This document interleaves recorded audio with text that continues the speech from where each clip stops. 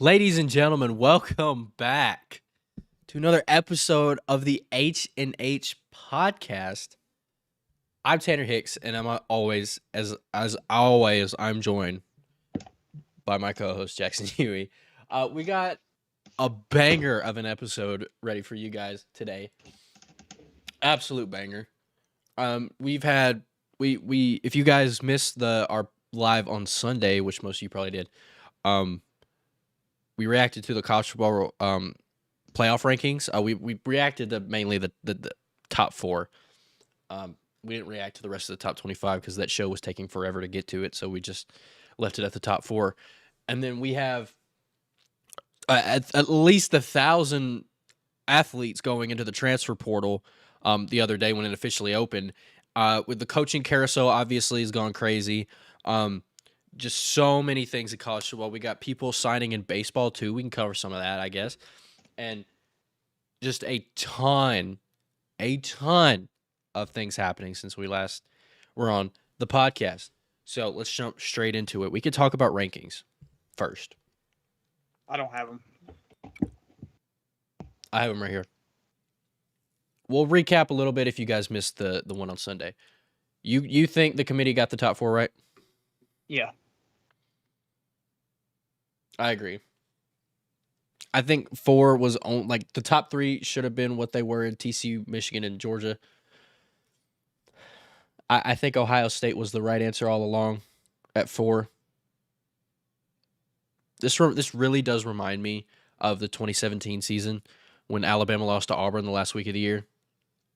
And then they got in as an 11-1 non-conference champion at four. And they won the whole thing when they benched Jalen Hurts. So maybe C.J. Stroud gets benched and Ohio State wins the whole thing. I don't think that's how it's gonna work.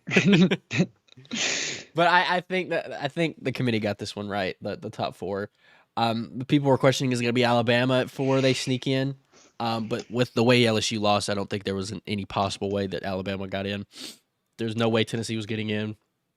I heard people say Clemson might get in at four, but there was no way. I think the committee got it right, 100%.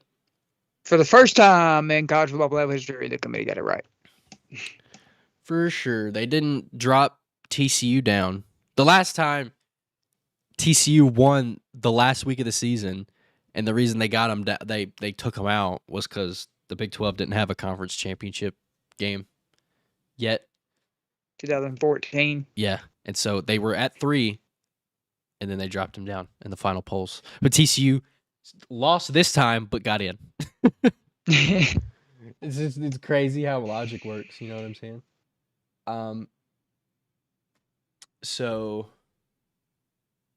yeah, a lot of things happen. We could talk about the transfer portal. The transfer portal. It's a lot. It's a lot. A lot of quarterbacks. A lot of good quarterbacks, too. A lot of quarterbacks. Today, as of Tuesday, Clayton Smith from Oklahoma transferred. Tulsa quarterback withdrew his name from the portal. Yeah.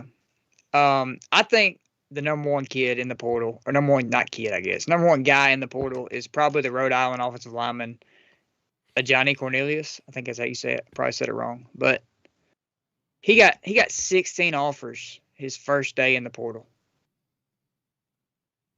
I think number 2 probably has to be Devin Leary. Yeah.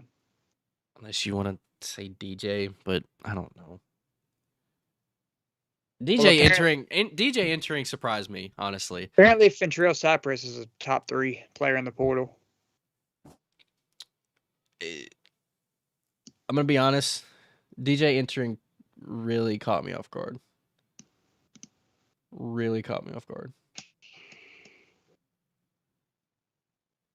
I don't have his stats, but Old Dominion wide receiver Ollie Jennings. I don't have his stats.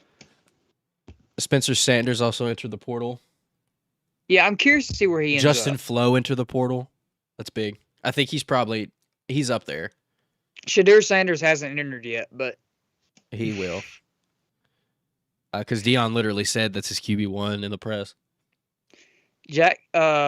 Travis Hunter hasn't entered yet, but he will. For his sake, he should. Oh, 'Cause he already said he's going to Colorado pretty much. Oh, he's going to Colorado. DJ entered. Freaking JT Daniels went I was back. going to say JT Daniels. JT Daniels literally is. Oh, hit my mic. JT Daniels is literally about to be with 4 different schools in college. Is he about to be the first player to ever do that? Keaton Slovis also re-entered. Like, yeah, because they said that Jerkovich was going to be there, so he left. The Colorado quarterback entered. Obviously, Dion told the whole team to enter the portal because I got luggage that's coming. And it's Louis. Amari Gaynor left. Vanderbilt quarterback Mike Wright entered the portal. O'Keefe from UCF entered. Austin Reed from Western Kentucky entered. Oh, Cincinnati's kicker. This is the first time I've ever seen a kicker enter the portal, bro. A kicker? Another quarterback is Brennan Armstrong. That's a name to watch. Oh, from Virginia. Mike Wright entered the portal. From another name to watch, I think, is Ball State running back Carson Steele. Oh yeah. He'll be a good addition for whoever gets him. Yeah, he ran for 1,500 yards, 1,500 yards this year. So that was sixth in the nation. Miami lost a lot of players. Graham Mertz entered. Ole Miss quarterback Luke Altmaier entered. There's a lot of players. Okay. Hudson Card. Oh yeah, we talked about that last episode though. Drew Pine. The Notre Dame quarterback entered. Haynes King entered. The best name in the portal, Nebraska wide receiver Dakotas Crawford. The coldest.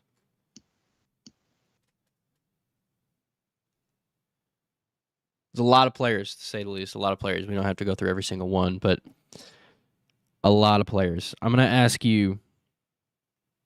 We can. Who do you think will be the biggest impact player out of these guys in the portal? Obviously, it depends on fit, but into where they go. But who do you think will be? You could say what school? Okay. I see what you're saying. Yeah, we can. All right, I'll actually ask you by player, like Devin Leary. What school do you think he'll make the most impact on? I think my favorite for him right now is Georgia. I think because Bennett's gone, and I think he could step right in and just continue that success that Bennett has already started, and probably even better. I think they're more dangerous with Devin Leary at quarterback at Georgia. You don't think Stetson's staying another year? He can't, can he? He'll probably find a way. He'll be there till he's 30. He needs to call Alex Lomax and find a way to stay. I think that's the guy that's going to make the biggest impact of anybody, in my opinion. Devin Leary. Yeah. And I expect him to go to. I really think Georgia. You think Notre Dame could be a player for him? I think so, probably. I could see more of Brennan Armstrong or DJ at Notre Dame. Mm-hmm. I think DJ goes to a more He'll still be Power 5. I don't know. I could see DJ at Oregon. I could see DJ at Florida. Or Oregon. I think Oregon. Oregon's my one for him. I could even see DJ at Miami. I think anybody wants to go to Miami right now. They have all their players left. Nobody wants to go to Miami right now.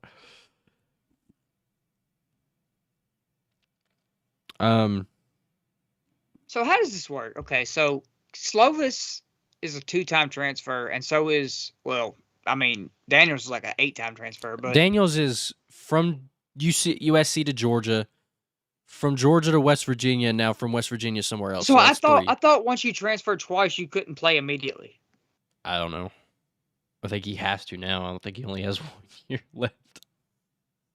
I don't know. Because I don't. the old rule is that if you transferred, you sat out a year, lost that year of eligibility, and then played the next year.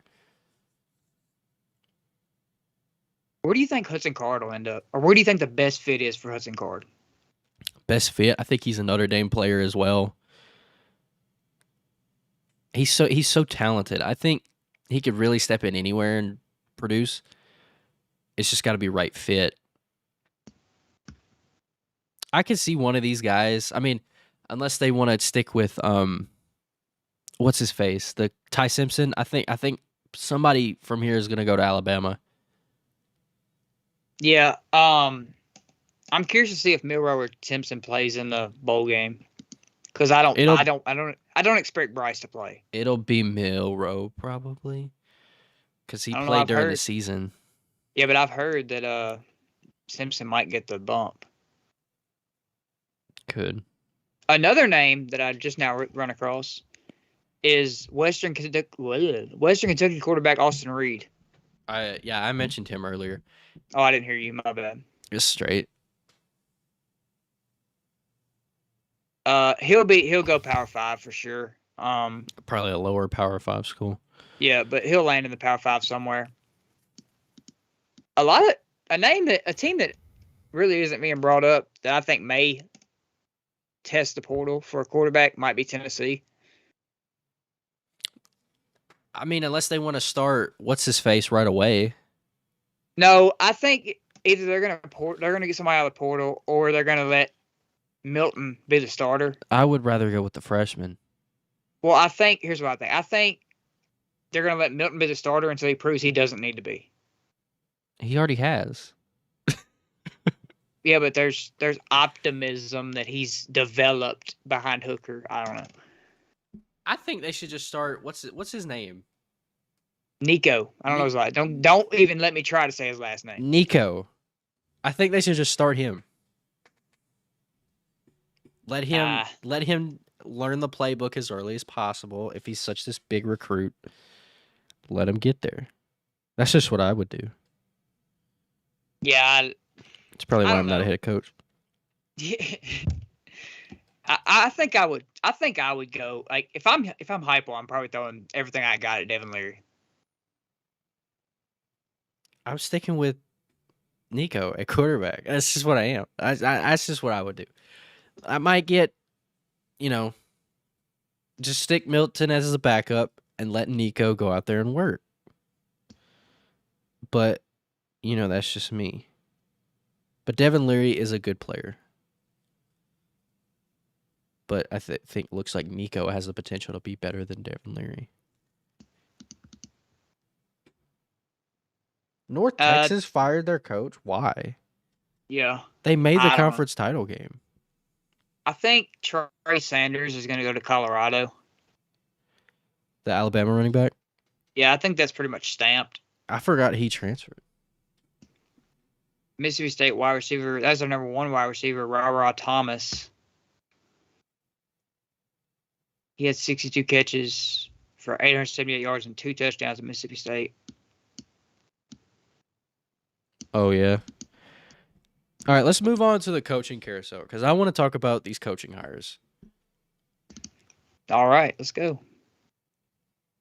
I'm going to ask you, what do you think was the best hire / fire / what happened? What do you think was the best coaching move so far?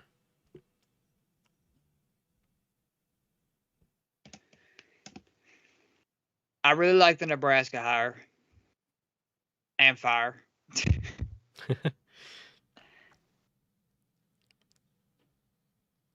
I like the Wisconsin hire.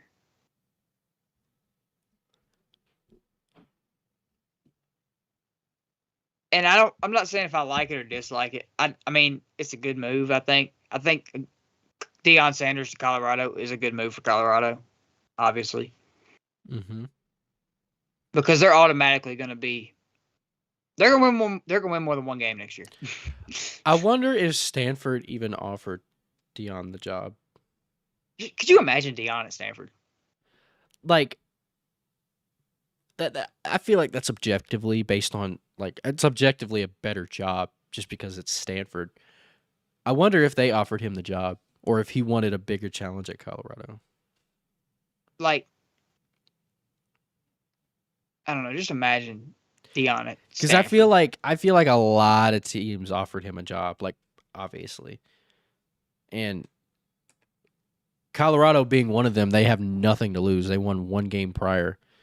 I could see Stanford not being one of the teams that offered What him a about job. what are your thoughts on Deion going in and pretty much telling all the players just to go? I mean, y'all won one game last year. I mean, yeah, I'm not saying he's right or wrong. He is definitely right because he is bringing his own kids. But I'm just saying there's a lot more professional way to go about that. But it's Dion. Like he's just It not is. professional. It is Deion. Like, and then he like in his press conference, he's like, "Where's Shador? There's your quarterback. There's your QB1." I'm like, that's not how you do that. I mean, it's way to Dion. He doesn't way need to a win over the locker room, Deion.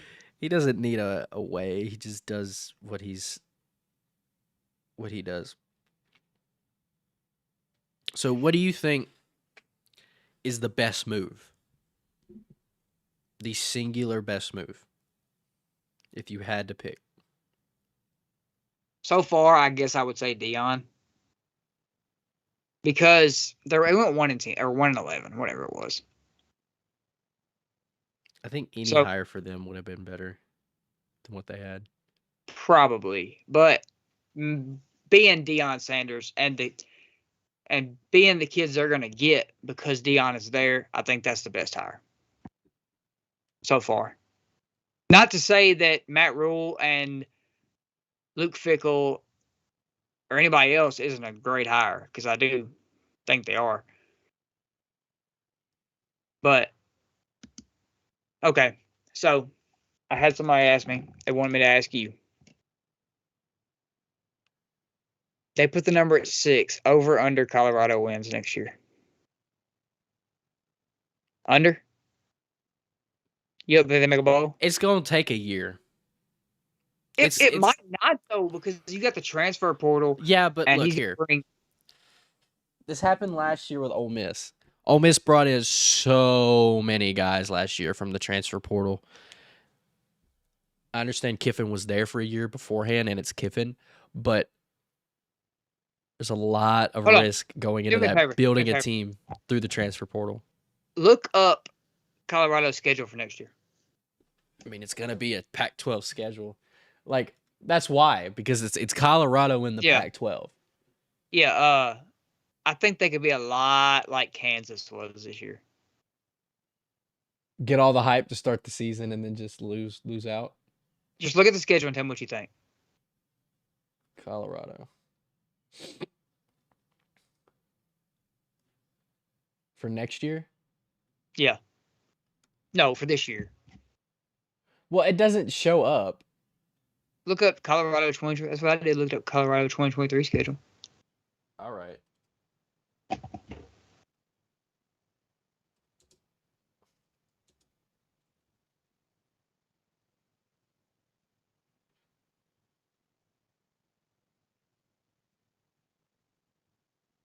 All right. They play TCU week 1. Nebraska week 2. They play Nebraska every year. Colorado State week 3. They play Colorado State every year. Arizona State, Arizona, Oregon State, Stanford, USC, Oregon, UCLA, Utah, Washington State. I could see them starting 4 or 5-0. You think okay? You think they could beat TCU next year? TCU's going to lose a lot. Yeah, but they're also probably going to stay a winning program and bring in a decent amount of players. They will, for sure. But you think they could beat Nebraska?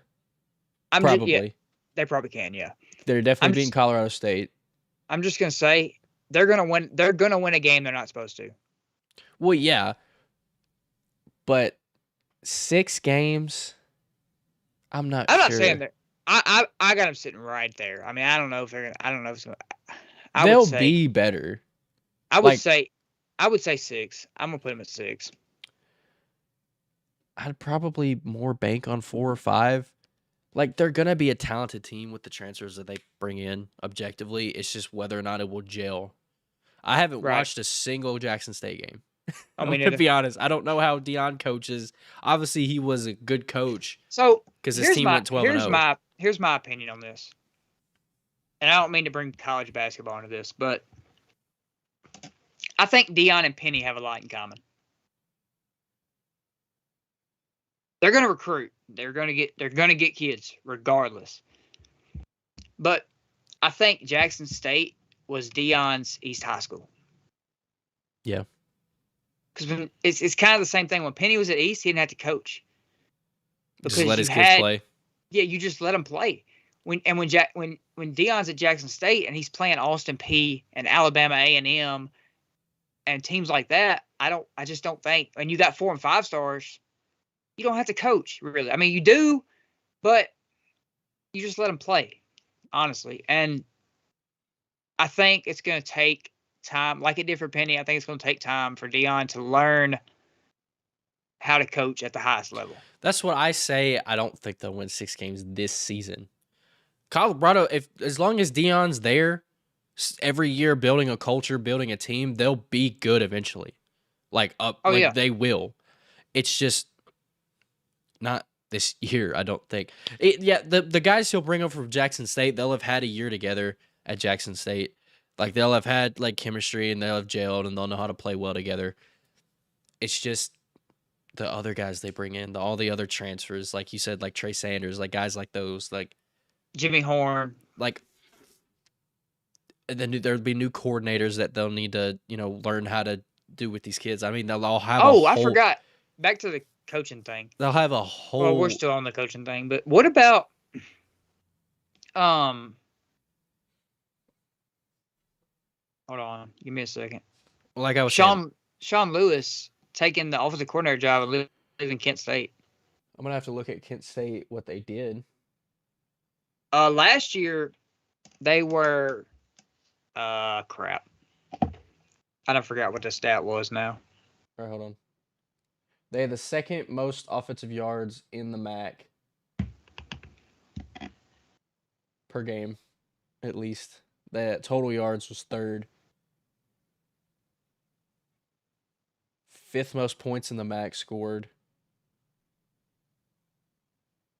And 5th most points per game. And I hate to just base like his performance off of stats, but that's the MAC. And Kent State went 5-7. Hold on.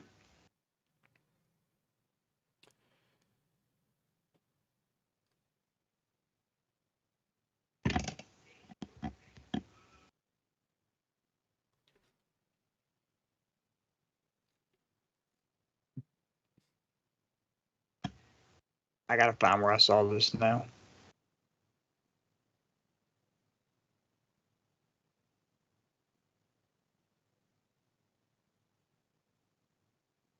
They ranked 44th in total offense. In 2021, they ranked 5th.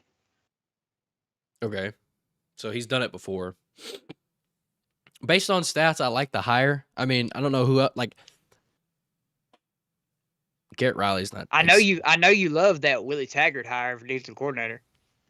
He's the DC? Yes. Dion, what are you doing?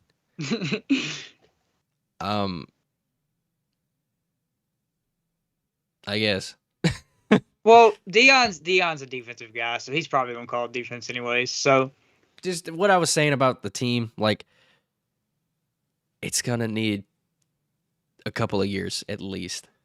It might be next year or 2 years from now, but it won't be this coming year. It won't be. I don't think so. It would surprise me if it did. I can see them winning 5 or 6. It would surprise me if they did. 5, maybe. 5 would be my ceiling.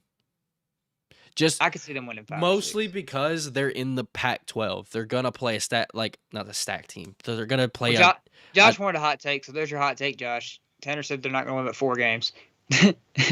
they're gonna like they'll probably do something in their out of conference schedule, but it's the Pac-12. They're gonna play a kind of respectable team at least every week. And Yeah, for sure. Dion hasn't had Except that yet. Colorado State. That's the only exception. He gets one game. Yeah. He gets one game. And Dion hasn't played anyone like that yet. I agree. At least I don't think. No, he has. I don't think he has. I may be a hater right now, but I just need to see it to believe it. Yeah, I just think Dion has a lot to prove as a coach. I need to see it to believe it. That's why I say, like I said, a lot like Penny. I think Penny had to learn a lot in the first 2 or 3 years at Memphis, and I know it's basketball and football, it's 2 totally different things, but it's what stands in both sports is that just because you bring in some 5-star guys doesn't mean they're going to gel as a team. Right. We saw that the first year that we brought in this #1 class in Memphis. We had Boogie, we had I forget his name, but we had Wiseman who played 3 games. We had Boogie.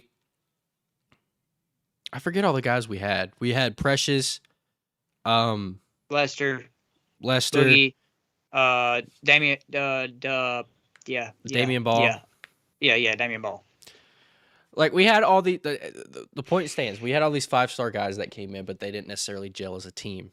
Some of them played on East together, but that was like it also didn't help that the team was built around James Wiseman and he played 3 games. Yeah, and he just didn't play. What point I'm making is Dion's gonna have to learn. Like it's hard not to accept a 5-star to come into your roster, but you also have to.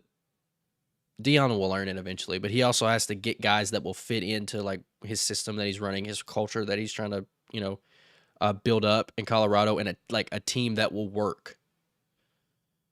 Yeah.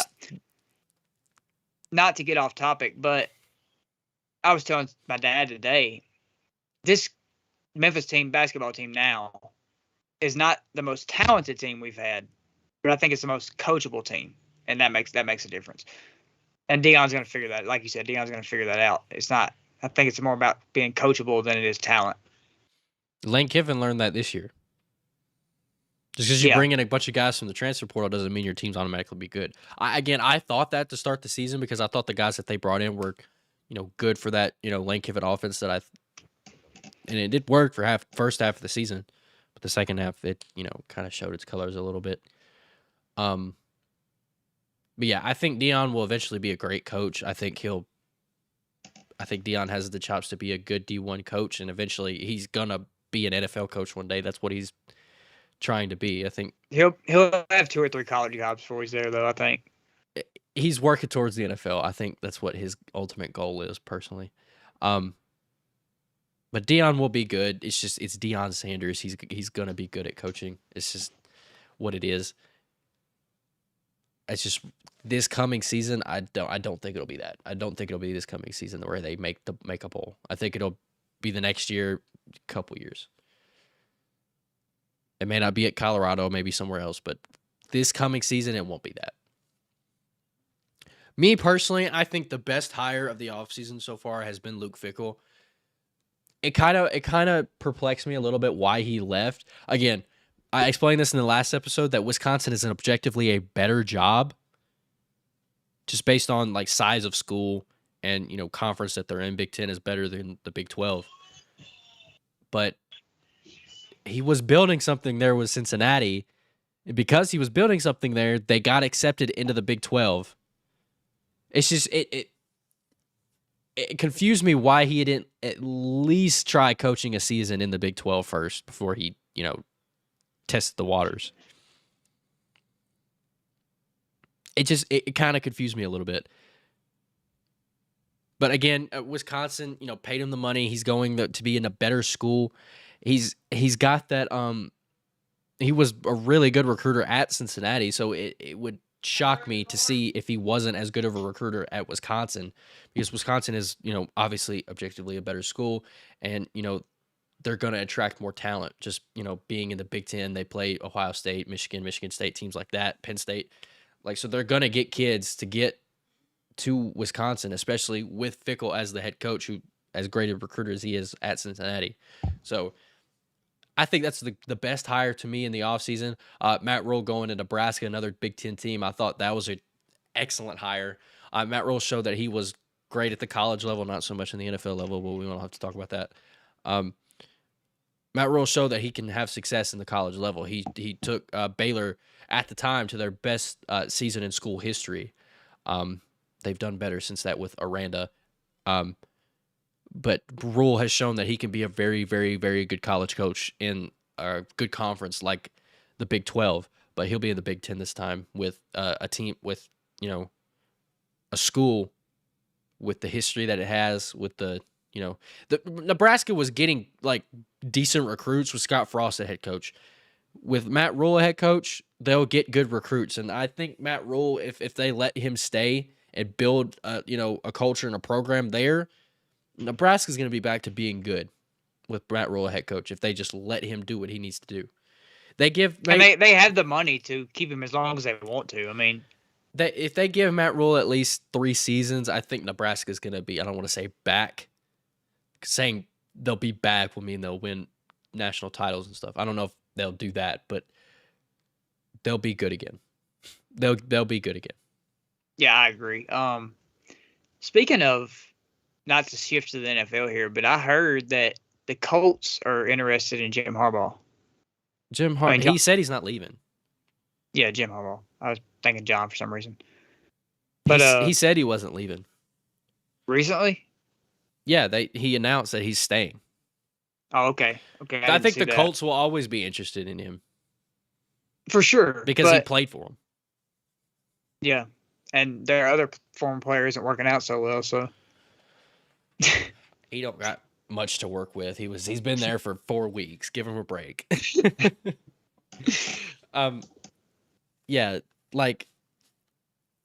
Yeah, those are the 2 hires that I think I feel like those are the 2 cop-out answers, the 2, big Power 5, coaching vacancies were filled. The next hire I thought was interesting was Satterfield from Louisville leaving. Yeah, I thought that was interesting too. For the Cincinnati job. It's not like, I don't want to say it's a lateral move because I don't know which is the better program at the moment. You could probably make a case for Cincinnati based on recent success, because recently Louisville has been the greatest program in the world, but they are in the ACC.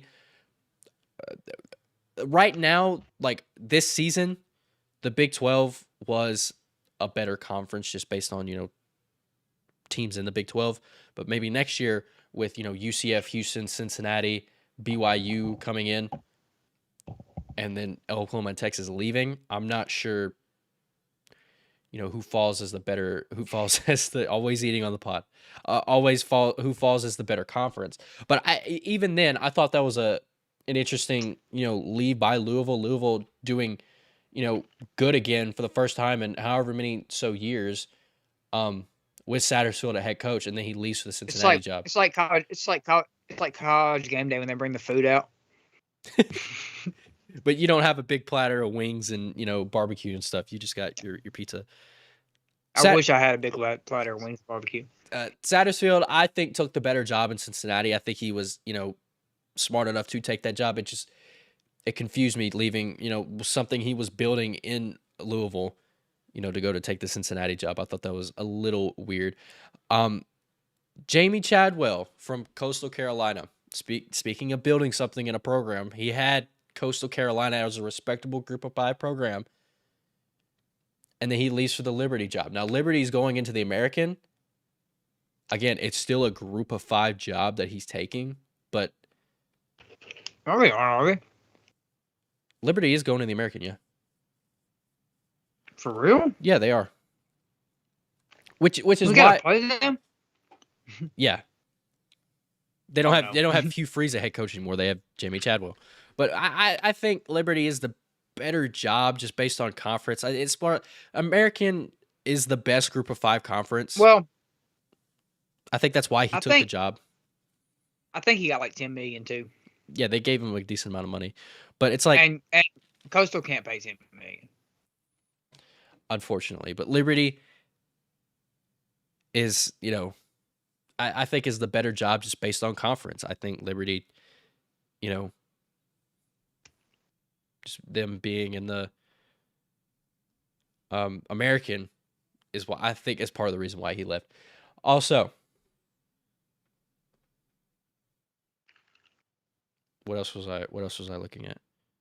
Hugh Freeze to Auburn. We talked about this once before. I know. I talked about this earlier. I don't think it'll be any better than what they had in Gus Malzahn. I think this. I don't either. I know I said I loved it at first, but the more I've thought about it, I think it's going to. He's going to sit about 8 or 9 wins, like you said. Yeah, it's just going to be an 8 or 9 win season every year, like the ceiling. And it's not a failure. I know, but that's why you're going to go 9-3 and get fired. That's why Auburn fired Malzahn, is because he couldn't get to the big game, let alone or win the big game, let alone get to it. He did it once. I think that was Malzahn that went and played Florida State with Auburn. Either way, I could see Hugh Freeze having a good season with Auburn, maybe 10-2 and 11-1. They do a little something, but maybe once or twice while he's there. I don't think it'll be a consistent 10-11 wins every single season. It takes a special head coach to be able to do that. Guys like Kirby Smart, Nick Saban, Dabo Swinney, Ryan Day. It takes a special head coach to do that every single season. Unless Ryan Day has to play Michigan. Hugh Freeze has shown before in the SEC that he hasn't been that. Again, Ole Miss isn't the program that Auburn is, school size wise. But who knows? Maybe he is him as a coach, and he takes Auburn to the next level. He will take Auburn to a next level because he's been a SEC coach before. Auburn's going to be good under him, but I just don't know if he'll be any better than Gus Malzahn was. I just don't. The latest hire is Barry Odom taking the UNLV job. I love that for UNLV. Barry Odom has been a great defensive coordinator for Arkansas the past couple of years. Arkansas has been a respectable team in the SEC the past couple years. This year, not so much, but beforehand, before he got there, they were 2-10, 11 and 1-11. Like they were just terrible, losing to North Texas, and they were just that bad of a program. And they bring in what is it? What's their coach's name now? Pittman. Yeah, Sam Pittman. They bring in Pittman. They bring in Barry Odom, and that whole coaching staff. Auburn or Arkansas rather goes back to a respectable program. Barry Odom was part of that, having a really good, gritty, hard-nosed defense. And UNLV, who hasn't been a good program the past couple seasons, I'm not sure how they did this season. I can check. I'm not sure how they did this season. But even then, Barry Odom, they went 5-7 this season. Barry Odom will be a good head coach for UNLV. I think he'll be outstanding.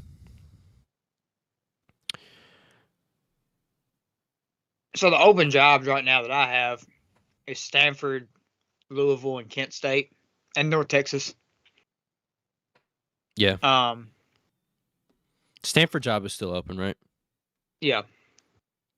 I think Garrett Riley. If I'm North Texas, I'm definitely giving Garrett Riley a call. I think they should already have. I think Garrett Riley, if he leaves TCU, I think he'll go to Stanford or something. He's gonna coach the playoff, obviously. Well, yeah. Anytime you have a chance to win a national title, I think you take that. I think he'll consider the Louisville job. He'll consider the Stanford job. I think he considers all these jobs. I mean, I think Kent State will be a good job for him too. I don't think he goes to a Group of 5 team.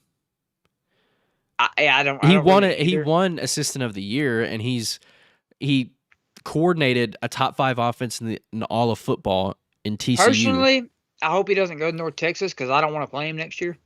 No. Louisville and Stanford right now are the two like Power 5 openings. I think he'll probably go to one of those. It would be cool to see if he went to Stanford because he'll get to play his brother in the Pac-12. That would be cool. That would be kind of cool.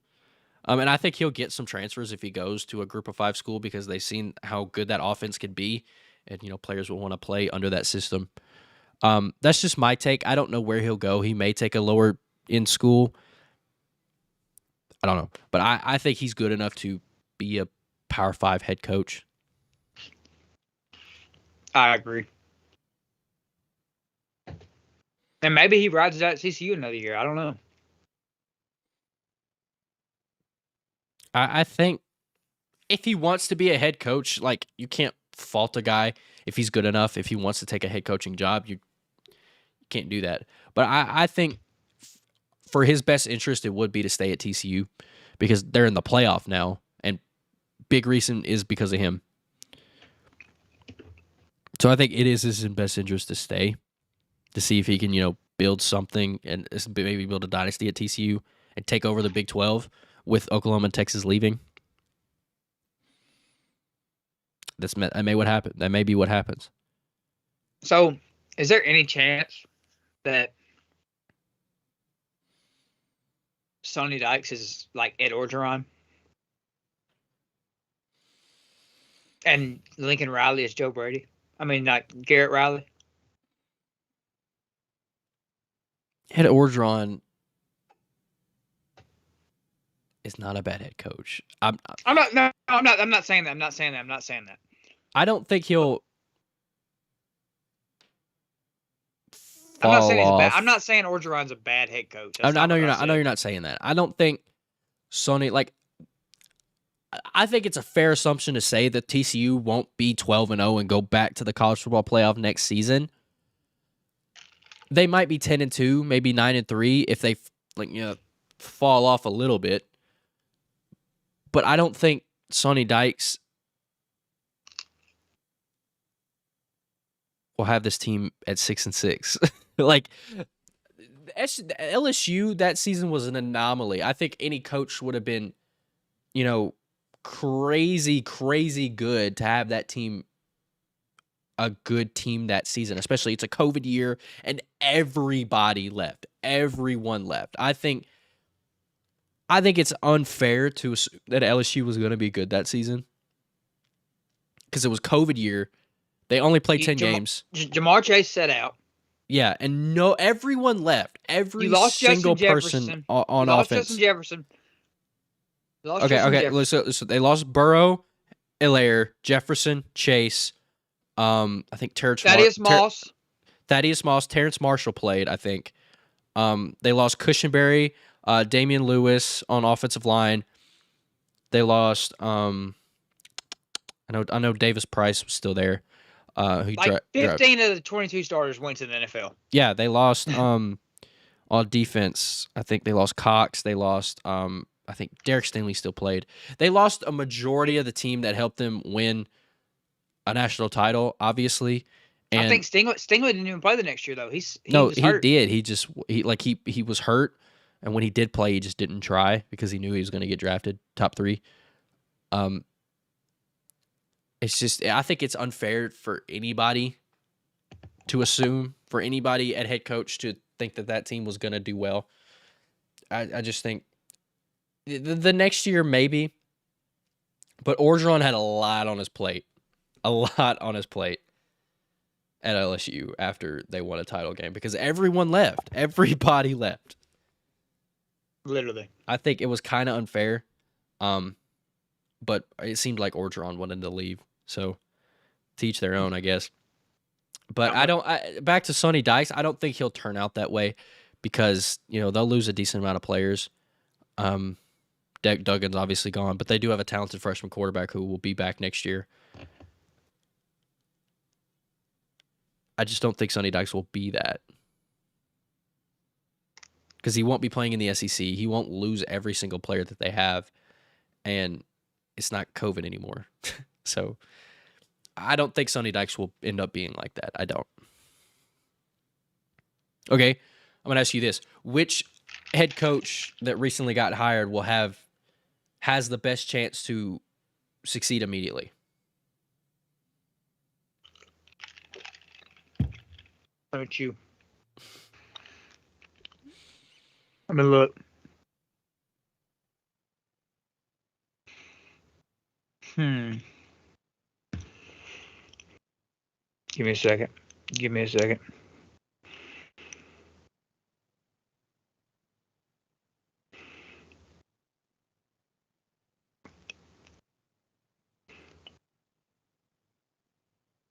Okay, so before I answer this, Tim Beck was already at Coastal, right? I think either that or he was at NC State. He was at NC State. He was at NC State. My bad. Was he there? Was he there? No, he was their OC. Yeah, and then he took the Coastal job. I think Scott Satterfield can be good right away. Cincinnati coach. Yeah. I also think maybe Luke Fickell can do Really? a little something. Right away? He's going to get the running back. Oh yeah, Braylon Allen will probably be back. He may get a few transfers. He probably will get a few transfers. I don't know. That's probably like the two main ones. Definitely not Tom Herman because he's taking over Willie Taggart's dumpster fire. and Tom Herman is a dumpster fire in himself. So Tom Herman's not a bad coach. I do not want to hear it. I do not want to hear it. Tom Herman is not a bad coach. Tom Herman slept on. I guess you could throw Jamie Chadwell in the conversation too. Yeah. At Liberty. I don't know. And maybe Tim Beck.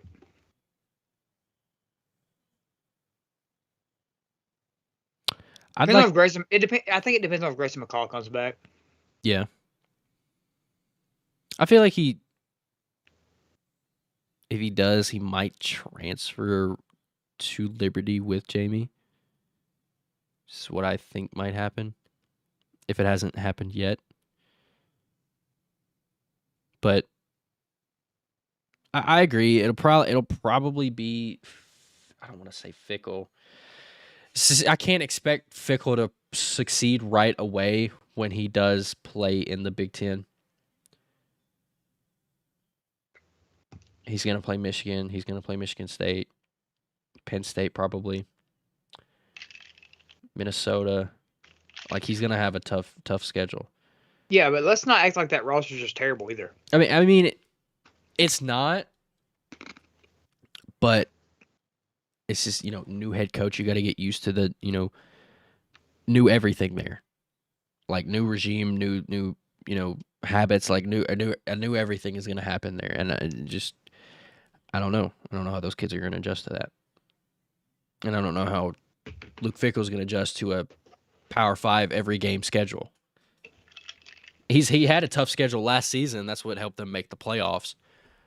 The American wasn't like, this bag of crap last year. It was good. He played SMU, who was ranked. I think he played Houston in the regular season, who was ranked. If not, they played him in the conference title game, when they were ranked. They played top 10 Notre Dame. They played Indiana. Who was off of a season where they were top 10. They had a good schedule, and Luke Fickell obviously showed that he can flourish. Indiana turned out to not be the top 10 team they scheduled, but that they were still a decent team. Indiana's not bad.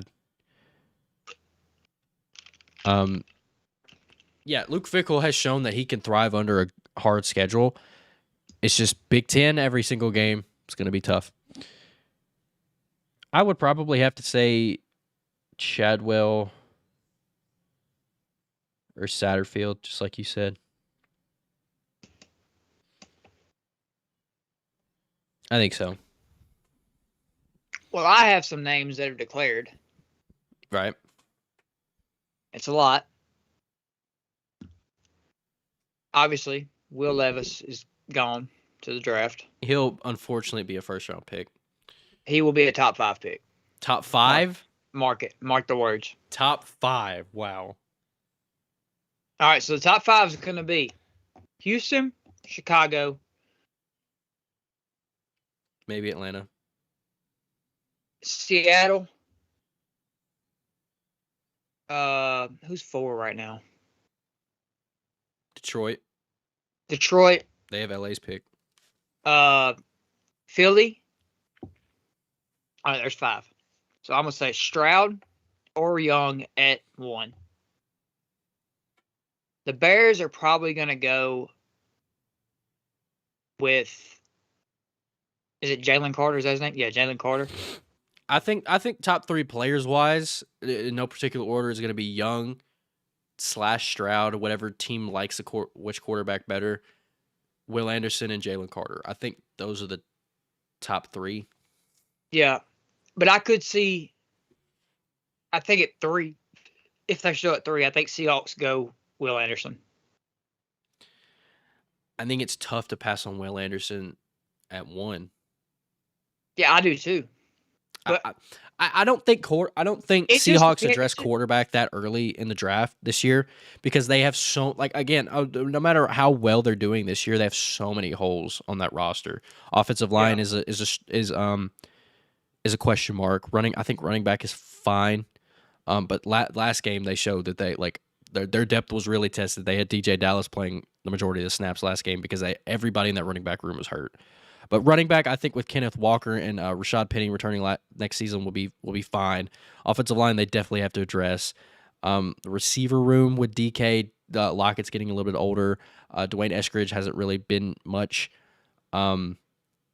Defense is where the trenches on both sides of the ball is where they need to improve.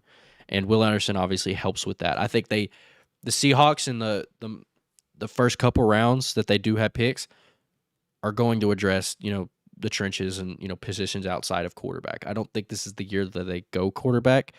I've said off pod to you a while that they should just, they should trade Russell Wilson for a lot of picks, which they did, and then, tank for CJ Stroud or Bryce Young this year.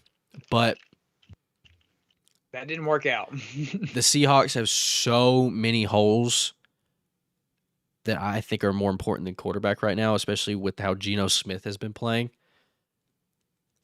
If he continues that level of success, they won't need to draft a quarterback until they have. If he would have just went with the plan and sucked, they would have had 2 top 5 picks. I mean, we'll see, but I think that's just what I think the Seahawks should do. I think if as long as Geno keeps playing the way he's playing, if they just address every other hole that they have on that team via free agency or the draft, and Geno keeps playing the way he is, they won't need to address quarterback for maybe a few years. I'm going to tell you what. As a Seahawks fan, if they draft Anthony Richardson at 3, I'm going to lose my mind. Anthony Richardson will probably be like a Lamar Jackson type of thing, where he might. He declared too. Well, he is. Yeah, he did declare, but he is talented. He's extremely, extremely raw as a prospect. I think he'll be like. I'm not comparing him to Lamar because Lamar was a freak in college and he won a Heisman. But multiple scouts recommended he go back to school, and he still declared. That was kind of puzzling to me. I don't know. It was his decision. I think he'll probably be. Based on talent alone, I could see him being a first-round pick, but I think he'll probably be an early second-round guy that a team takes more of a flyer on than they do confident that he'll just be their starting quarterback next year. And he's so raw as a prospect. He's so raw. He barely threw the ball last year. He didn't throw his first touchdown pass till week 3, week 4. It was later than that, I think. it was a while. He's definitely raw. I think I agree that he should have stayed at school another year, but It was his decision, and he declared. It's hard to pass up that money when But it's put in your lap. I think the Panthers go Will Levis at 6 if they're there. If they're at 6, I think whoever goes, Will Levis. I mean, I'm hating on Will Levis a little bit right now, but his OC, the OC that Kentucky had last year, historically terrible. That offense that they had was not 19 points a game bad. It was not. That OC played Titans football the entire season. Like, just so bad. Didn't do Will Levis any favors. Again, I'm hating on Will Levis a little bit, but his OC didn't do him any favors at all. Also, Will Levis made questionable decisions at times last year. I don't think he's worthy of a top 5 pick. Again, he's got the arm. He's got the build. He's got the tools and the build and everything. He's got the talent. Like his release and his arm is like probably the best in the draft. But top 5, first round, yeah. But top 5, I don't think so. To me, it depends on who's in the top 5. I think he's going top 10 for sure. Just because he's a quarterback and teams need quarterback, and when they need quarterback, they address it early. I'm not saying he should or shouldn't. I'm not going to say that either way. But I think he'll go top 10. Maybe. Moving on. Ohio State wide receiver Jackson Smith-Njigba declared.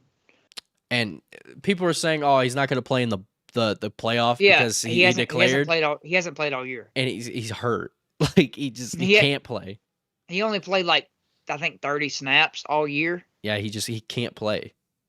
Yeah, I mean, so even if he wanted to, and he probably does want to, but it's just not worth it. I mean, I don't think any kid would want to sit out of a playoff game. Yeah, I mean, I'm saying it. Even if he like tried to play through his injury, I don't think it's worth it. I mean, because I think he's a top 10 pick for sure. Like Smith-Njigba's going top 10. Packers won't take him, and we know that top 10 pick isn't going to be the Packers. They did hit on Watson though. They did hit on Watson. Watson is showing that he's him. They'll probably take like, I don't know, Anthony Richardson or something. No. They won't be that dumb, but they won't take. I finally see why you were so high on Florida. They got all kind of people going to the draft. They're a talented team. Gervon Dexter, defensive line. Osiris Torrance, offensive line. Wide receiver Justin Shorter. I thought he's been there forever. Eric Gray declared for the draft. That was kind of puzzling to me. Oklahoma running back? Yeah, I didn't think he had that great of a year. He's just talented. I think he's a former 4 or 5 star. Oh, yeah, he is. He is. I've seen it up close and in person. I know he's from Memphis. That's why I know. Yeah, they played Covington my 8th grade year, I think. Oh yeah. Beat the brakes off of Covington. Yeah, he'll be like somebody will draft him. He's a dual threat running back, a guy who can, who's got speed and can, catch out of the backfield. A lot of Texas A&M guys going.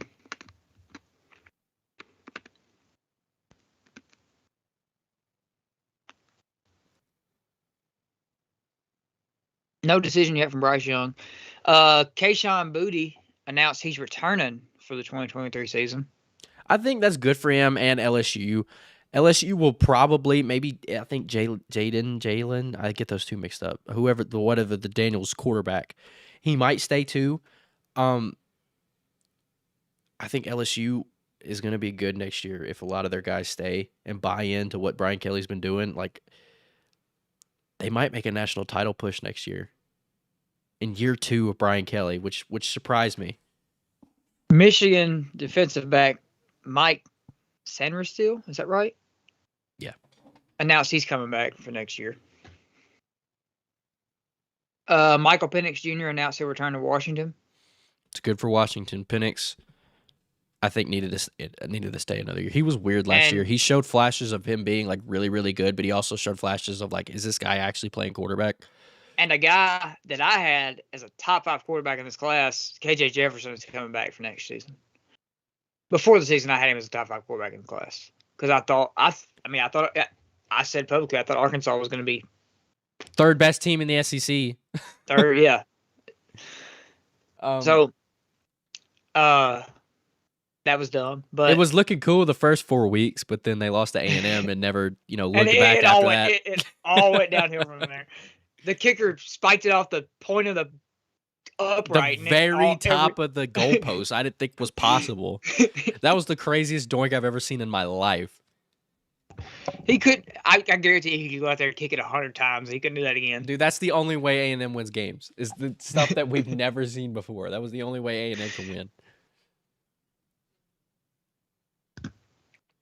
That is wild. Okay. You want to get to our one pick'em game? Yes. 1. Army-Navy, baby. Army-Navy. The trenches game. The battle of the troops. I can't wait, bro. I can't wait to just not watch the game like I do every year. We will be at what you call it? The Hoops Giving. We'll be in Atlanta for mainly the Memphis game when we play Auburn. But we'll see. I forgot all the other games. But we'll be there all day. We won't be watching this game. I probably It's wouldn't gonna be watch boring. it. It's gonna be boring. It's an Army-Navy game. That's why you watch it, because it's boring. It's a man's game. The loser. The most football that will ever be played is an Army-Navy in Maryland or Philly. The loser's going to be the fans. No, the fans like going there. It's mainly the families of the kids that play. I'm saying because it may be like 10-7, and it's also going to be super cold. But they're usually interesting because they have like the SEC announcers on it, and they always these teams always play like there's a national championship on the line because it's Army-Navy. And I don't know. Recently, Army's been the better team.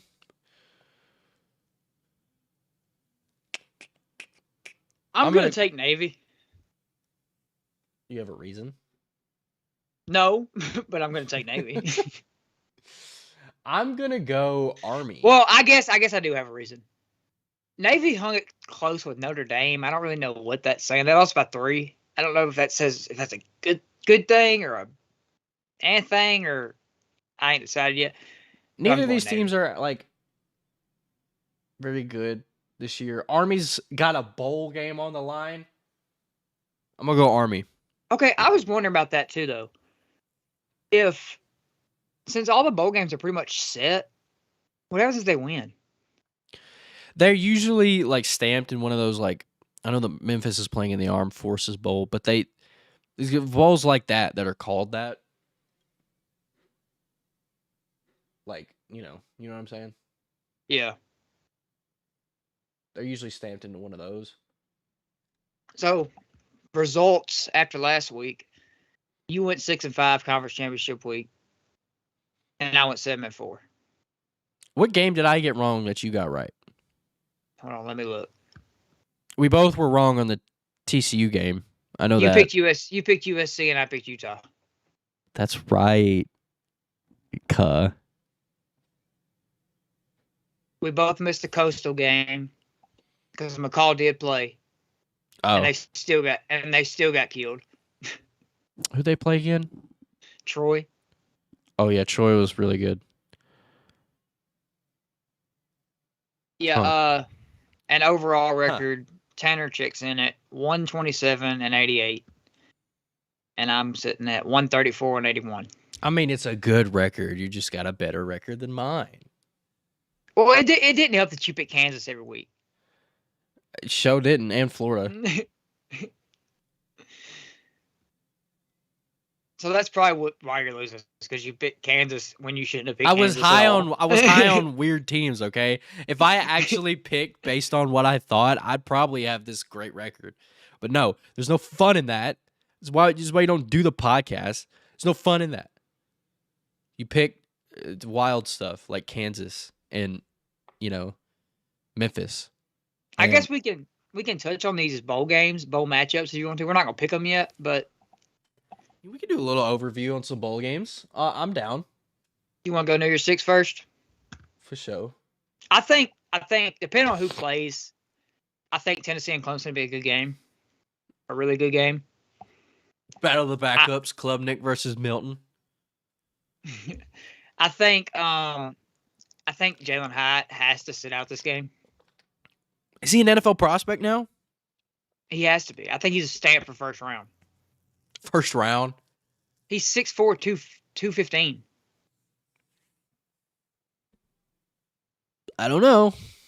I mean, as far as I'm concerned, he can stay in Tennessee. Oh, dude. Cincinnati and Louisville play in a bowl. Yeah. It's the Satterfield Bowl. And it's at the Fenway Stadium. And check this out. Since it's at a baseball or Fenway Park, not Fenway Stadium, but since it's at a baseball stadium, there's not enough room on one side, so both teams are on the same sideline. Wow. Over-under on fights? Awkward. Over-under on fights? I don't know.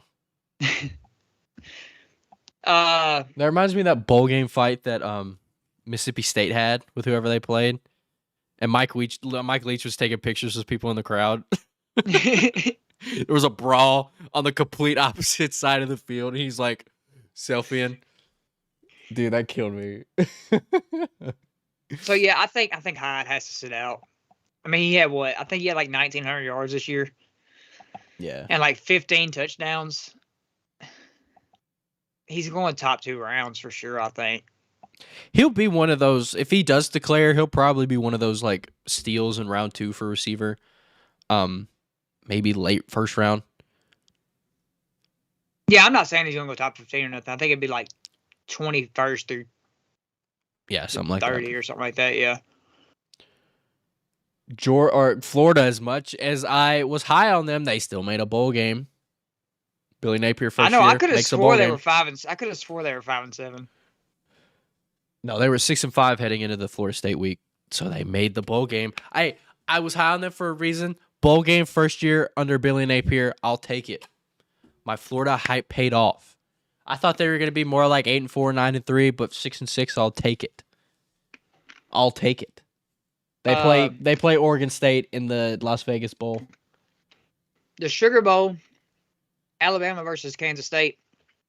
Be a classic game, whether Bryce Young plays or not. Well, we got two polar opposite situations here because Kansas State's players are happy to be here, and most of them are probably going to play. Like Deuce Vaughn is going to play in this game, I think. This game means something to them. On the other side, a lot of draft guys. This game means nothing. Saban's like, I'm in the Sugar Bowl. And then Kansas like, no, Saban's like, man, I'm in the Sugar Bowl. And Kansas State's like, we're in the Sugar Bowl. This is Nick Saban. This is Nick Saban's like, or this is Alabama, not Nick Saban, but this is Alabama's like 18th time in the Sugar Bowl. Last time Saban was in this type of game, they murdered Michigan. Oh yeah, Spanked them. I want to say I feel bad for Kansas State, but they get to play Bama in the Sugar Bowl. Like Kansas State fans will like the last time they did something like this, they played Oregon in the Fiesta Bowl in 2012. Like this is like us going to the Cotton Bowl. This is like no matter what happens, I hate to compare Kansas State to freaking Memphis, a group of 5 team, but Kansas State hasn't had this type of success in a while. So I think Kansas State is fine no matter what the outcome is. I'm not a Kansas State fan, so I can't speak for them, but that's just how I would be. Me personally. Notre Dame, South Carolina, and the Gator Bowl is going to be a good game. Tennessee, Clemson will be a good game. Pitt, UCLA will be good. I think Utah, Texas, Penn State would be Washington. good. Utah, Penn State would be a good game. Vrabel, or not Vrabel, what's his face? Norvell. First Vrabel. bowl game as Florida State head coach is the Cheez-It Bowl against Oklahoma. Oh, you made a bowl? Wow. Who? Oklahoma made a bowl. Another game I think is gonna be good is UTSA and Troy. Ooh. That's a good little group of 5 matchup, I think. That could be a fun game to watch. I'm about to see if Memphis is favored. We are. Yeah. At first we were gonna play Oklahoma State, and I wish we would have played them instead of Utah State because it is a way better matchup. But Utah State is butt. Yeah, they went 11-1 last year, and then this year they sucked. Utah is butt. I didn't know Jimmy Kimmel had a bowl, by the way. Yeah, they won 11 games last year. The Jimmy Kimmel LA Bowl. Did you know that was the thing? I didn't know that was the thing. Well, it's the LA Bowl, but I think it's sponsored by Jimmy Kimmel, I guess.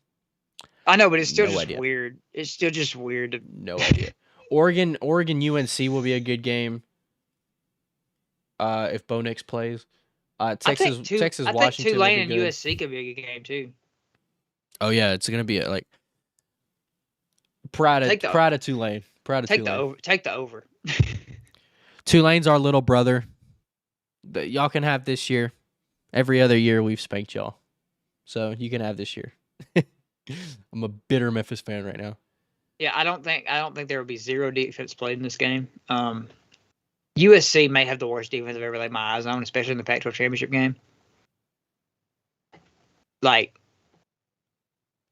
good Lord, their inability to tackle just blew my mind. Troy Polamalu couldn't even save that defense, bro. Abysmal. Like, I feel like I was watching a Memphis game.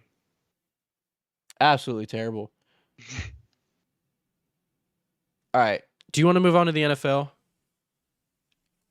Yeah. We can move on to the NFL. News in the NFL today. John Robinson no longer the Titans general manager. Again, we hate to see people fired. We never want to say that we want to see somebody fired, but we wanted to see John Robinson fired. I just don't know. I mean, I'm not saying it's a bad move. I just don't know if he was the problem. What I see it is, you can recognize somebody as a good GM, especially in years past. He's been a good GM years past. But the past couple years, he's made some questionable draft picks. Now, the Isaiah Wilson situation, you can't really blame on him because you can't really... Again, yeah, he had a history of bad off-field stuff, but for him to implode like that, you can't really blame that on the GM. Caleb Farley has been made of glass since he's been drafted, and I'm not going to say anything on the Traylon Burks draft pick because when he has played, he's been great. He just can't stay on the field. Obviously the AJ Brown trade not looking great. But I was talking about this today, and obviously just forget this season's going on right now, okay? I don't think at the draft last year, at that point, I don't think AJ Brown was worth $100 million. I think he's worth that money over Taylor Lewan. I do too, but or Bud I'm Dupree. saying, yeah, just forget this season right now. Forget his stats for this season. Look at what he did while he was a Titan. What, 4 or 5 touchdowns a year? He was the only guy that got open. I just don't think he was worth that much. Even with Downing's terrible system, he still got open consistently. Yeah, but at the same time, part of me is like, if you're going to pay Tannehill $40 million a year, you could probably pay AJ Brown $100 million. I would rather have a good, like, top 20 receiver in the NFL than I would. I can't find her again. Than I would a slightly above average former Pro Bowl left tackle. I love Taylor Lewan. He's been the heart and soul of the Titans since he's been here. But he can't stay on the field. It sucks to pay a left tackle $18 million a year when he just doesn't play. He just doesn't play. I love Taylor Lewan. I'm one of the biggest Taylor Lewan stands you can find. I met the guy. It's just I'd rather have paid AJ Brown that money as a Titans fan personally. That's just me. That is just me. John Robinson let go today. I wanted it to happen. I didn't think it would happen. But Amy made it happen. We could touch on the games from last week. That was really the only news we had in the NFL. It seems like nobody's going to sign OBJ. I love how we're having some OBJ sweepstakes when OBJ hasn't been good in like 3-4 years. I just personally think that's funny.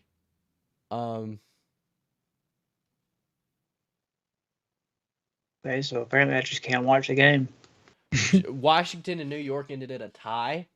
And now I think New York is Hey, we called that, by the way. the tie. Yeah. Remember, it wasn't that game, but we said if we're going to pick a tie, it's probably going to be, and we said like 3 games or 2 games or something like that. Yeah. That's hilarious. This is like the worst thing that could happen between two teams that are fighting for position in the division. They just tie. That's hilarious. You know what? We're both going to win. We don't want seeding. Who cares? The Cowboys beat the brakes off the Colts in the fourth quarter. Yeah. But yeah. Baker Mayfield headed to Los Angeles. I'd just rather keep John Walford, bro. It's just a weird signing. Like, if you're going to have Baker, you might as well just keep John Walford, bro. Baker, I'm done defending Baker Mayfield, bro. He's so bad. He's terrible. He's not good. He's not good. I was a Baker stan before the season started because Baker was like, he's dealing with torn whatever in his shoulder on his non-throwing arm, I think, but it affects everything with your mechanics and stuff. He had like a lot of different coordinators in his time in Cleveland, and not a great situation for Baker Mayfield in his first few years as an NFL quarterback. Deals with the whole Cleveland situation, gets traded. Deals with the whole Matt Rule situation in Carolina. He hasn't really had the best hand dealt to him, I will say that, but he also hasn't taken advantage of times where he's had a good hand dealt to him. I mean, 2020 he was good, but that's like it.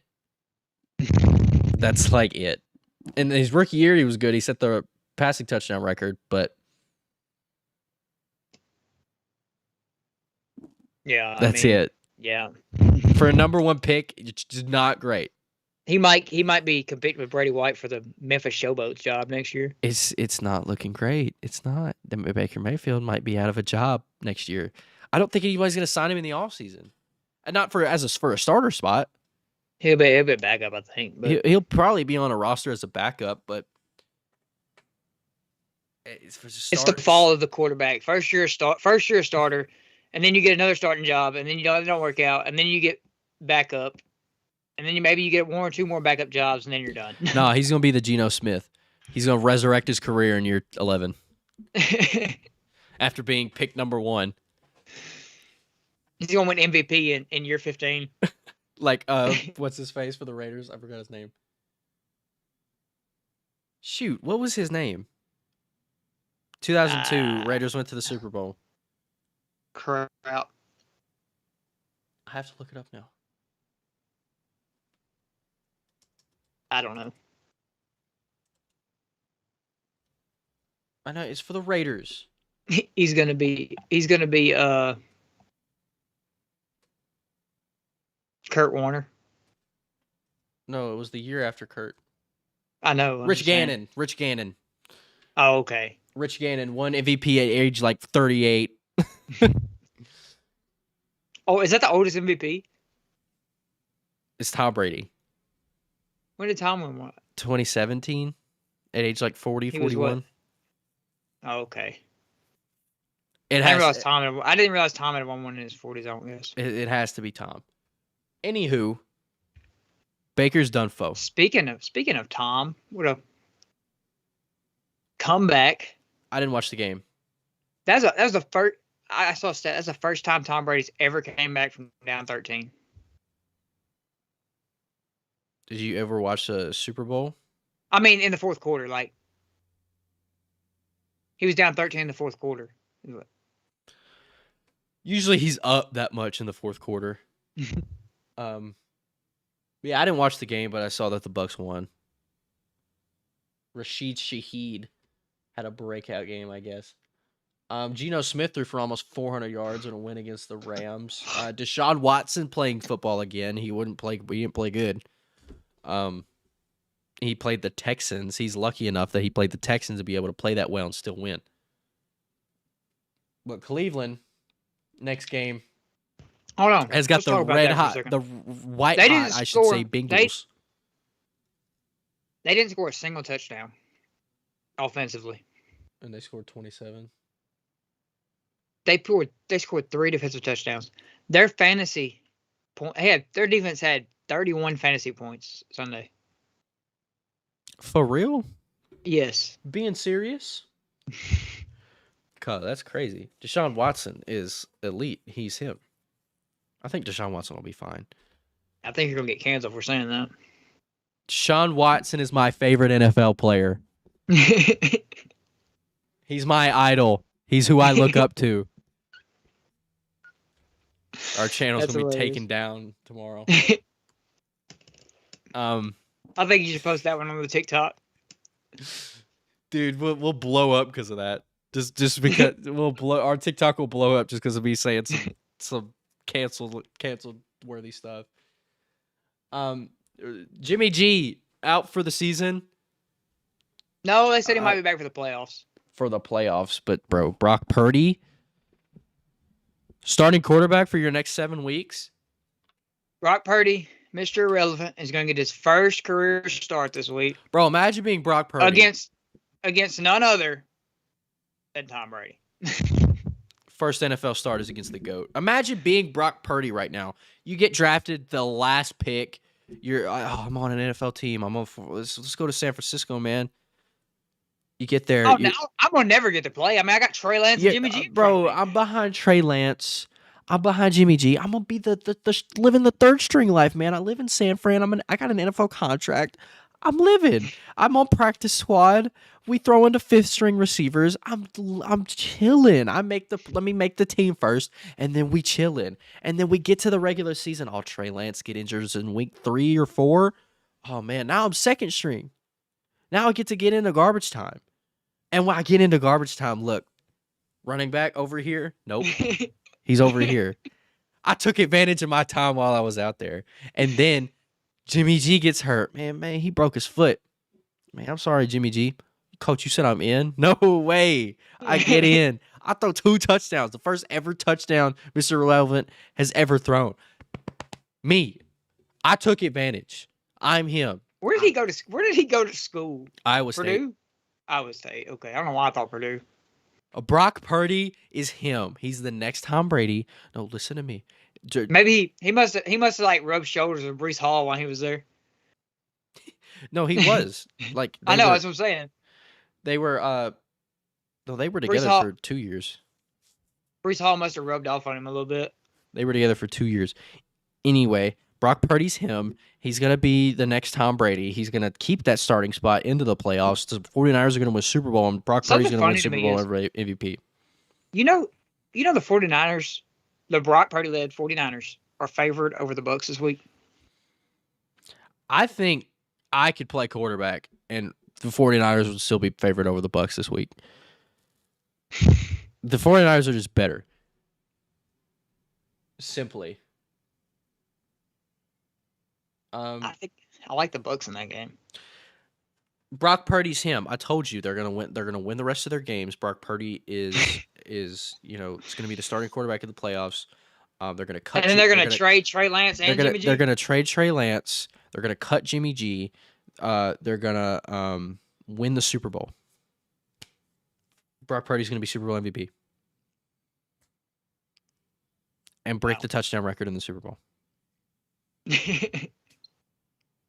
Brock Purdy's him. I'm telling you. First Mr. Irrelevant to ever win a Super Bowl. Yeah, first Mr. Relevant to ever win regular season MVP by only playing 6 games. Brock Purdy's gonna be him. Simply. He's gonna throw for 3,000 yards in 6 games. Yes, he's him. Bengals beat the Chiefs. I didn't watch this game. Unfortunately, it was a good game. It looked like. Raiders, are they on a win streak? Are the Raiders on a win streak? 3-game win streak. Raiders. They're coming back. The 3 straight 1-score wins, but they're wins. They're wins. They get the hopeless Rams next week. They get the limping Patriots the next week. Then they get the limping Steelers the next week. A 6-game win streak. Am I hearing it? And they get the 49ers on week 17. And then they get the Chiefs again in week 18. They might be 2 straight L's to end the season. But are we looking at what's 6? Okay, this is they're not making. They're 5-7. This is 6-7 next week. 7-7 the next week. 8-7 against the Steelers. They probably finish 8-9 with 2 losses to end the year. But what a comeback from the Raiders. Josh McDaniels keeps his spot as a Raiders head coach. Derek Carr solidifies that $40 million contract that he got. Chandler Jones, I don't know if he's doing anything. But the Raiders keep going. Matt Collins gets an egregious contract in the offseason to like the Jaguars or something. And, all is well. Parity keeps happening in the NFL. The balance is happening in the NFL. I guarantee you, if Matt Collins keeps playing how he's playing, he's gonna get some like weird contract by some bad team. Like the Texans are gonna give him 3 years, $45 million, just because he was okay. Don't sleep on the Raiders, man. Don't sleep on the Raiders. Baltimore should not have won that game. The Broncos are horrible. Like, bro, the Broncos have won 1 game in their last 1, 2, 3, 4, 5, 6, 7, 8, 9 games. And it's against the Jaguars in London. They haven't won in America since... Just to give y'all the update, Russell Wilson still hasn't thrown more touchdowns than he has bathrooms. Dude, the Broncos haven't won a game in America since September. And they beat the Niners 11-10. It is December. Oh yeah, that was the worst. That was the worst football game I've ever watched in my life. That's the last time they won a game in America.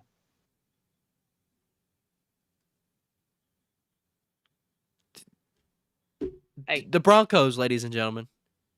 I'm all for it. Hey, I picked them to miss the playoffs still, but I still picked them to win 10 games. I feel like an idiot. That's the worst prediction I will ever have. Again, nobody expected Hackett to be this bad coach. Nobody expected Russell Wilson to play like he doesn't have 2 arms. But, bro, the Broncos are just whack. It's that offense, bro. Look, they lost to the Ravens when the Ravens scored 10 points. The Panthers scored 23. The Raiders scored 22. The Titans scored 17. Nobody has scored. I guess the Raiders in week 3 scored 32. But other than that, nobody against the Broncos has scored over 23 points. That's elite. Their defense is amazing. That's elite. The Broncos defense has been tops in the NFL. Top 5. And the Broncos offense just lets them down. Bottom 5. Horrible. Like, historically bad. Historically bad. This is the opposite of the 2020 I'll never Titans. Forget. I will never. The only reason they won the 49er game is because Jimmy G stepped out of the back of the end zone. That was the point difference. Is right there. Is Jimmy G. So I'll never forget when they went to overtime and their fans left when they were going overtime. Oh yeah, what game was that? I never forgot. That was the Raiders game, I think, right? No, Colts. It was a low score. It was the Thursday night Colts game. That That was the worst game that I've ever seen. It's that Thursday night Broncos Colts game. That may be what I'm thinking about. But the Oh my 49ers gosh. game was equally bad. So horrible. So bad. That's funny. That's so funny. Every Thursday night game has sucked. That's so funny. They were just leaving. It was starting over. They left. They were like, bro, we got to watch this team for another quarter? Nah, we're good. That game was almost a tie, too. The Colts won on a last-second field goal, bro. Or no, the Colts took a field goal, and Russell Wilson missed the receiver and threw a intercompletion on fourth down. Yeah. And then I think it was KJ Hamler. KJ Hamler, yeah, he was threw wide his open. helmet. I remember that, bro. Dude. Wow. The Broncos, man. Freaking the Seahawks look like geniuses. Nobody ever thought that trip. Not only are they going to make the playoffs, maybe they're about to snag a top 10 pick in the draft. Maybe top 3. Bro, that's so funny. It's like the Eagles. The Eagles have the best record in the NFL on a top 5 pick. Whose pick do they have? Saints. The Saints aren't a bottom 5 team. Eagles are sitting at 5 right now. Really? Saints are 3 and 8, 3 and 9. 4 and 9. I didn't think that the Saints were that bad. Wow. I guess so. That's what happens when you have Andy Dalton at quarterback. Yeah. No offense. Kamara may want out too. Yeah, I think the Saints are going to go into a rebuild because he they have so much negative money. He posted a kissy face emoji on his Twitter today. Is that a kiss goodbye? I don't know. I think that's what the Saints should do because they have so much like dead money. Like they're so far into the cap. Like I don't know if they're still paying Armstead, but the Eagles wanted Kamara at the deadline, and the Saints wanted their pick back. you give us our pick back, we'll give you our best player. How about that?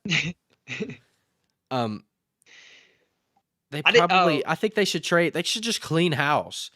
Trade Kamara, trade Demario Davis, trade Cam Jordan, trade Michael Thomas. He doesn't play at all. Y'all are paying him at $28 million to just not play. This is wild. Embrace the tank. Keep Andy Dalton. Wild stat here that I saw the other day. 95 targets for Chris Olave. 95 targets in. He finally got his first career drop. I saw that. I saw that part. He dropped the pass. That's Olave, crazy. They hit on Olave. That is crazy.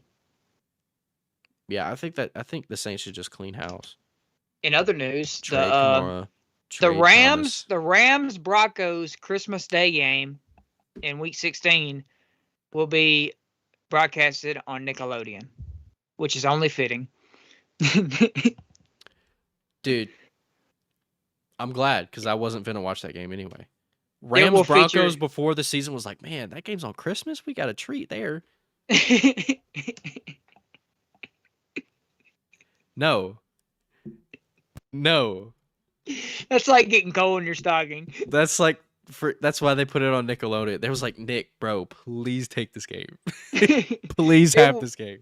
This is the only thing that can make it entertaining. It will feature slime, snow, SpongeBob tie-ins, and more. We're losing money on this game anyway. We will give you whatever you want to play this game. That's what Goodell said. He hit up Nick and was like, bro, please take this game. It says the slime waiting on a Broncos touchdown. Brother. That is hilarious. Broncos Rams. I didn't even know that was happening. That's hilarious. Definitely watching the NBA. Oh, I forgot don't we get Warriors Grizzlies on Christmas Day? Yes. Oh, I can't wait. I forgot about that. I wish it was in Memphis. I'd definitely go. I know. My family was thinking about going if it was in Memphis, but Didn't happen. That's pretty much I the would NFL from definitely last slide. week. We can do pick'ems this week. Pick'ems for the NFL this week. What's it looking like? I'll tell you what it's looking like. Thanks for asking. Buffalo, New York. Bills are trying to get revenge on the Jets after last time. Yeah, I'm gonna go Bills in this game. I'm riding the Mike White train. I'm going with the Jets. The Jets sweep the Bills. I'm going with Mike White and the Jets. So we haven't disagreed in pick'ems yet, college or NFL. We made it through all those college games and didn't disagree on one of them. That's crazy. We just disagreed here. I mean, didn't agree. That's what I meant. Oh yeah. Going All with those, the Jets. all those college games, we didn't agree once. Browns, Bengals. Watson versus Burrow. Quarterback. I think you have to go Bengals here. Bengals are red hot. I don't think I would pick anybody. I don't think I would pick Bengals to lose to anyone right now. Yeah, I think I have to go Bengals. Going with the Bengals. First agreement. Minnesota, Detroit. Detroit's favorite in this game. I know. That was crazy. Minnesota's 10-2. Detroit's 5-7. Detroit's hot. They won 4 of their last 5 after losing 5 in a row. They traded T.J. Hawkins and it just started popping off. It was the secret. And Jamal Williams. I'm going with Detroit at home. It's pretty much stamped that Jamal Williams is going to get a 1-yard touchdown every game. I know. Jamal Williams is in the perfect situation. He only comes in to get 1 yard every time. I'm going with Detroit though. And as a DeAndre Swift fantasy owner, I hate it. I'm going with Detroit though. At home, they're favored. I don't know the last time that happened. I think I'm gonna. probably I think I'm last gonna week. go. I think since this is a 1:00 game, I'm gonna go Vikings. The Detroit got their first win of the season last year at home against the Vikings around this time in December. They got their first win. Jared Goff hugged Dave Campbell like they won the Super Bowl. It was so emotional. So great. I'm going with Detroit though. Yeah, I'm gonna go Vikings. Titans Jags. First game for the Titans under a new regime. I'm just gonna say this. If they let, I don't think they will, but if they let Vrabel or Derrick Henry walk, I'm gone. I'm no longer a Titans fan. Brother, if you're not here for the Ken Weisenhurst, Zach Mettenberger, Bishop Sankey, Nate Washington days, you can go. I've been a Titans fan through and through. We've definitely had a worse situation than this, way worse. I know, but like we cannot let them walk. It might happen. We've locked Vrabel down. We can't let. We extended him in the offseason. Like Vrabel's here. Yeah. Unless we fire him. If we fire him, I'm going to Nashville. Eagles, Giants. Wait, did we pick that? We didn't pick the Titans game. Oh, my bad. Going with Titans. Yeah, I'm going Titans. At home. Titans own the Jaguars. Eagles at the Giants in MetLife. I'm going with the Eagles. Yeah, I think you have to go with Eagles.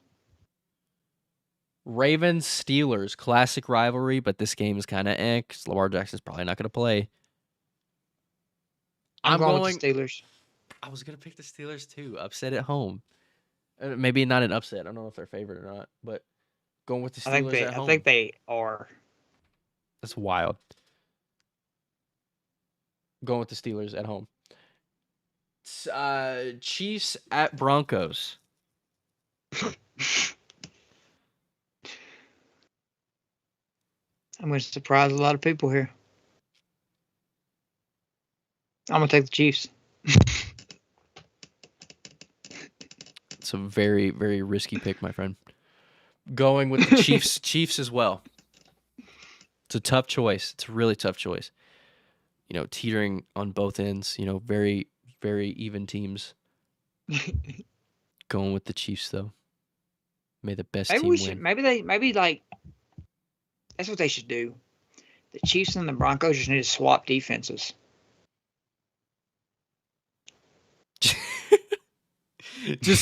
just give up your defense to a good team who deserves it. You can have the defense, you can have the defensive coordinator, or you can let us have the DC or keep Spagnuolo. Just give it to somebody who deserves it, The Broncos don't deserve their defense. The Panthers at the Seahawks. I forgot how to speak there. Panthers at Seahawks. I think I'm gonna go Seattle. I'm going with the Panthers. Just cause. You skipped the Rams game, bro. I don't care about no Rams game. Baker Mayfield's gonna play in that game. It's not showing up here. It's Thursday night. Oh, the Thursday game. We'll get to it.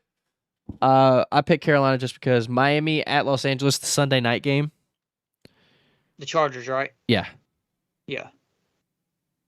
I'm going with the Dolphins. The Dolphins are coming off an iffy loss, but I'm going with the Dolphins. Is Waddle playing?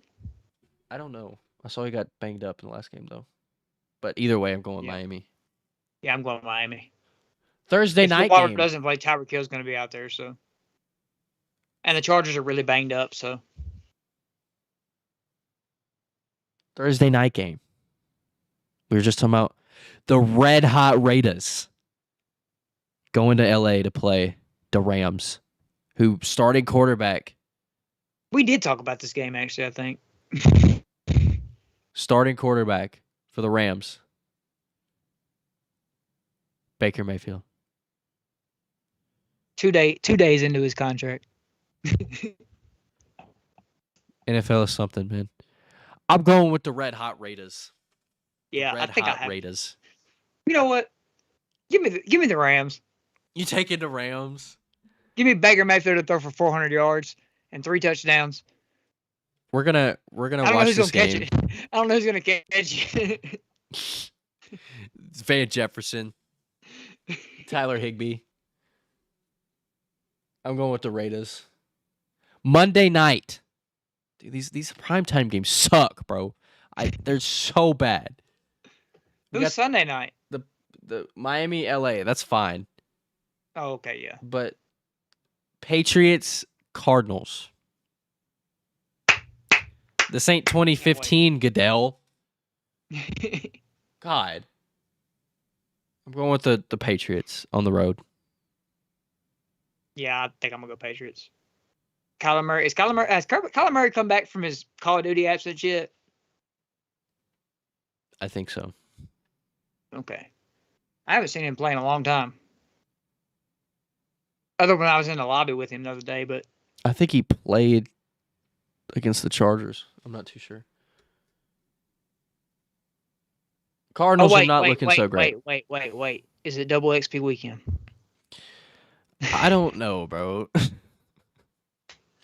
You're really beating that Call of Duty horse, huh? A lot of teams are on bye this week. Commanders, Saints, Colts, Packers, Bears, and Falcons. I didn't think there was that many teams on bye. Week 14 is where it's at. Anyways, that's going to be the end of this episode. We appreciate you guys listening. This was a fun episode to cover. Talking about the transfer portal in college, the coaching carousel. It's a crazy time of the year. Again, it's a sad time of the year because, only a few more college games left. But it's exciting because we got the transfer portal. We got the coaching carousel. We got a lot of things happening in college, even if it is only a couple weeks left. We appreciate you guys listening. Follow us on Spotify. Follow us on Apple Podcasts. We are wherever you guys get your podcasts. Subscribe to the YouTube channel. Hit the notification bell so you guys never miss when we go live for an episode. We will be back next week, and we appreciate you guys watching.